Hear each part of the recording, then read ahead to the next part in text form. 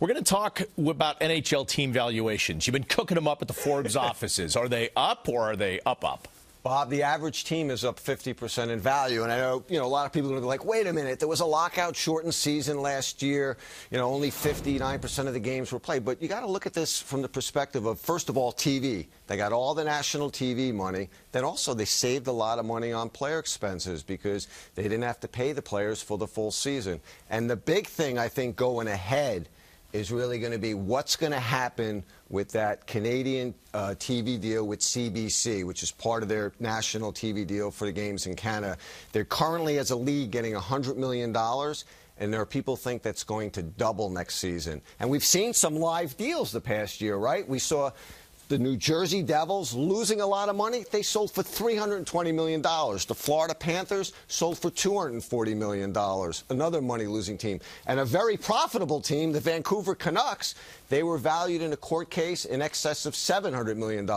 So the valuations are going up big time for NHL teams. And it looks like, looking at the top five, Rich, the Canadian teams are really driving the train. Well, they certainly are driving the train. I was actually in Toronto last week, and you just walk around and it's all about the hockey, and they are looking phenomenally well. And, of course, as Mike says, the entire if you ask me a question, it's like I'm going to take an exam. They say, if you have a multiple-choice question and one of the answers is media rights, pick media rights. The media rights are really driving it, plus there's a tremendous movement towards internationalization. That's what they're doing now. For me, the big thing in NHL as far as a new brand is concerned is the Winter Classic. I mean, I'm a huge hockey fan. I've loved it since they've been doing it now for several years, and I'm really glad they're expanding it this year. I mean, they're going to have 6 games. If you look at the TV ratings for the Winter Classic, it's routinely among the highest rated games that the NHL has every season. Now, I'm not saying, all 6 of these games this year are going to do as well, but I bet you they're going to be much higher than the average rating for the typical hockey game. And it's great brand extension. I think it's really a good thing for the NHL. And what about the Olympics? They're going to take an 18-day break from NHL play to have their players involved in the Olympics. Does that help?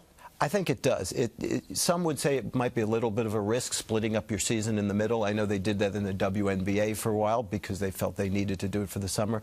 A little bit of a risk, but because international expansion is such a primary goal for them, how could you not have these brands, these names in the Olympics? Had to happen, and people will be excited about it, and after the Olympics, they'll come back and watch NHL hockey. Mike, final question with regard to valuations. We've seen a small portion of haves in the NHL in the past, and we've talked about a lot of have-nots. Are the have-nots feeling a little better about themselves these days? I think they're feeling better in the sense that they're not going to lose as much money because of the new collective bargaining agreement, and maybe the break-even teams will actually make a small profit.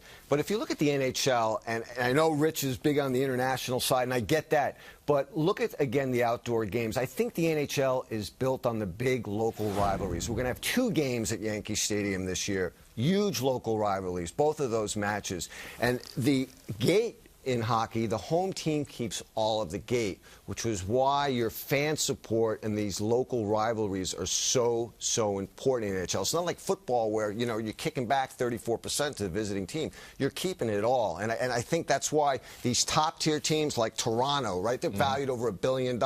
Highest ticket price in the NHL. Second most in premium seating. The Rangers right up there, right? They just renovated the Garden. They're filling that. They're filling the suites, the tickets. So I think the gap is growing. But the bottom teams, they have a better chance of making money.